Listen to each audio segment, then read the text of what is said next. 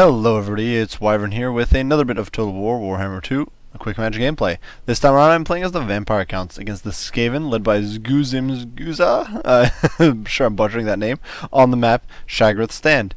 And this time around I am running, I'm running Undead, which is a faction I'm not really, I suppose, too keen on. It's not a faction I play all that much.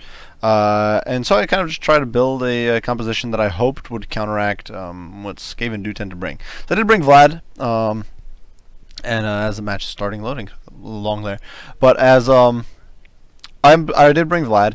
Vlad obviously is very tanky. I brought him maxed out, basically with all of his items. He did get a rework of the Karstein Ring. Back in the day, it was a single-use, massive heal. That occurred after you dropped below a certain HP threshold, which made it a little useless in some situations, simply because you have already hit your healing cap at that point. Now, the Karstein Ring is a 90% damage resistance ward save that you can cast whenever you feel like for 30 seconds, so it's a very, very powerful ability now. With his 4,000 HP and the fact that he does have Master of Beguilement to reduce enemy stats, and he has Blood Drink, which replenishes his own HP as well, and I do believe it might actually stack with the Hunger, which also replenishes HP when he's in melee.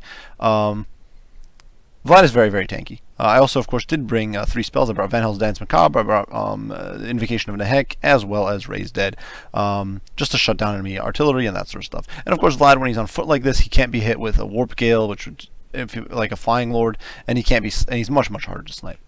Alongside him, I did bring 2 Lords. I did bring 2 White Kings. These guys are simply there to stiffen up my front line. I did bring one of their unique items, though, or I do believe it actually comes in as an ability. Or actually, no, it was an item, Scabscrath, which is 3 charges. It's a breath attack that can do a bit of damage. I actually wanted to just try it out. I wasn't actually entirely sure how good it would be, but I wanted to give it a shot.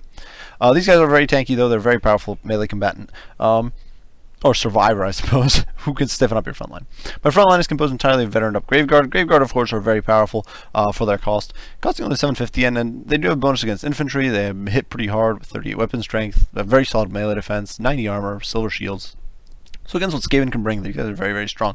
And I'm hoping that against Plague Monks, which are kind of the go-to for Skaven infantry in the current meta, Stormvermin are very uncommon. I thought that Graveguard would be a very competent unit to trade with them, especially when helped by the White Kings and 2 units of Cryptards who we have here in the back.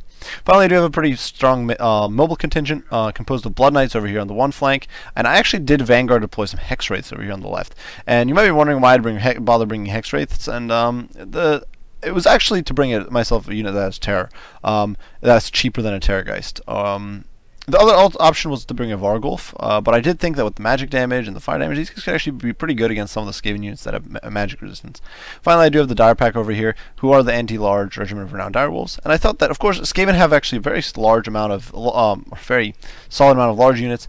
Against which something like the Dire Pack can be, which tend to have pretty low armor, like the Hellpit Abomination,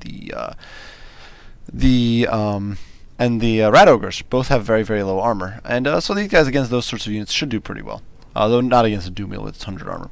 Now my opponent does have a very, very sort of boxed up formation. He went very defensive, basically defensive geometry, as you'll sometimes hear it called, with the Gracier of Ruin here, with some spells on him.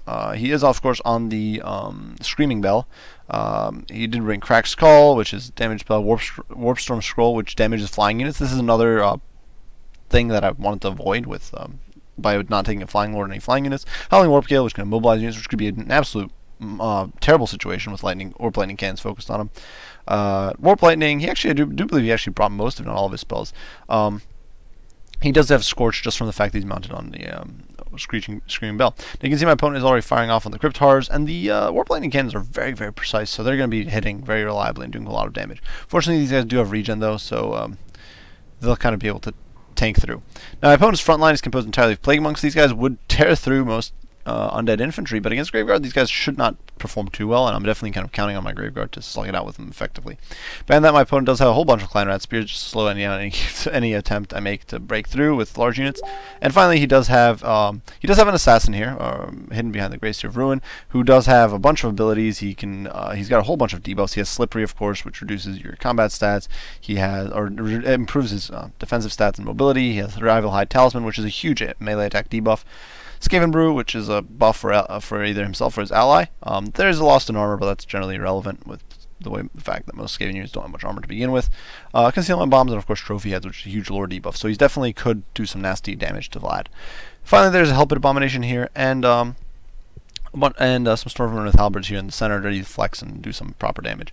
I am pushing straight forward, and I am trying to kind of micro my way around. You can see I've already lost a few hex wraiths to these warp lightning cannons, and I've taken a massive volley here into my blood knights and lost a lot of them.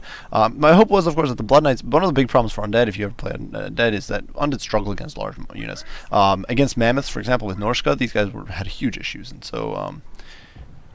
To counteract them, you really need to bring some sort of specialized troops. You can see my Blood Knights have already lost over about half their models, which is absolutely brutal. Now they've lost over half their models. But I do charge straight into my opponent. I'm not allowing this to deter me. I do bypass that laser shot there and plow into these Plague Monks, get a nice flank/rear charge on them. And now I have my Cryptars in the fray. You can see my Blood Knights still getting sniped by that cannon.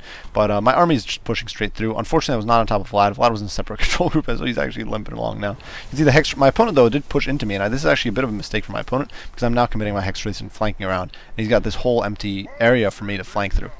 The Helpit Abomination has pushed through, and it's kind of whomping on the Graveguard, but he's not doing that much damage to him. And you can see these Plague Monks are having a horrible time of it.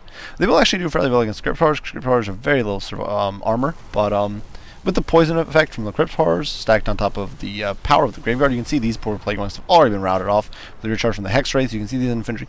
Although they do have anti-large, they will struggle to do very much to the Hex Wraiths. And my opponent did not bring Sensor Bears, which are the only real source of magic damage I do believe Skaven have. So now you can see I'm shifting my Hex Wraiths around, just trying to pinch to this Helpit Abomination, the Grey Seer, and all these units. These Plague Monks are being terrified. This terror is definitely being very useful, though you can see this Assassin is in here being an absolute nuisance.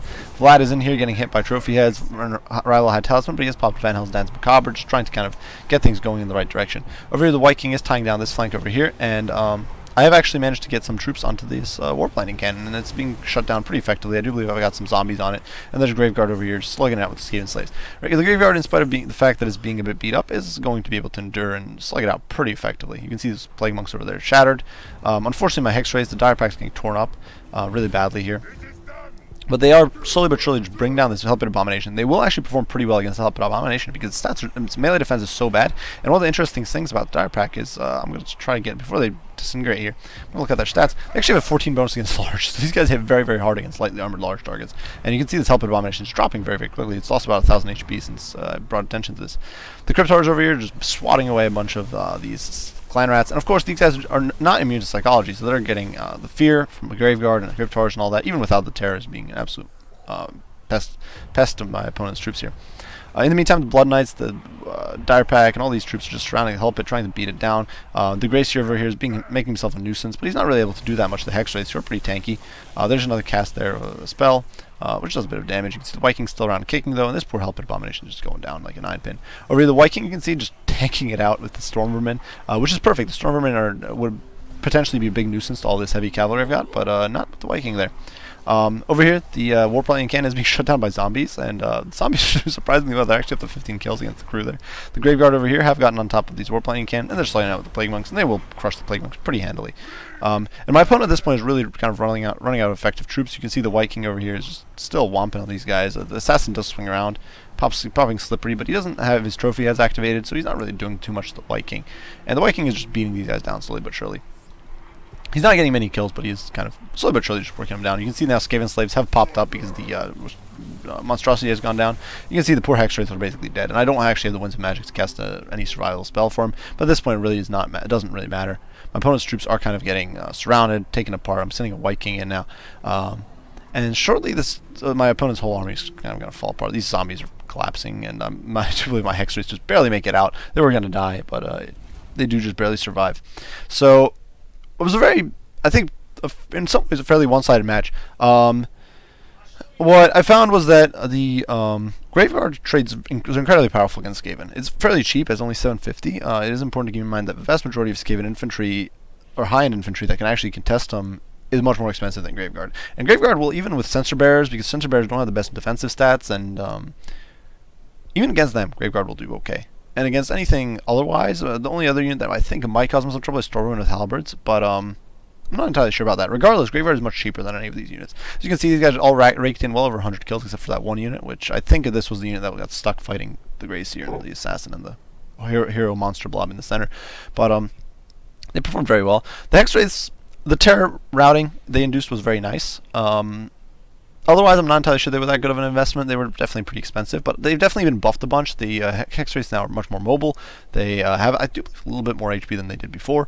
And of course, they do cause terror as they've always done, which is very nice. Blood Knights did okay. The main thing, once again, was that they were beating down the large targets that would otherwise cause trouble. Similar with the Crypt Horrors, they were just there to kind of disrupt, poison, be a nuisance. Vikings, of course, performed very well. Vlad didn't get much in the way of kills, but he was definitely, once again, doing those lures, doing the Helpit Abomination, that sort of stuff.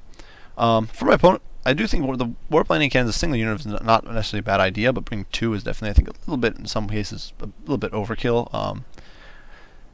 And the front line just folded very, very quickly. I definitely think he needs some sort of Rat Ogres or something like that to counteract the Grave Guard, because the Grave Guard will just outtrade any low-end infantry that the Skaven bring. But regardless, it was a very fun match. I had a lot of fun just trying out Undead, because I don't really play him very often. I had a lot of fun with it.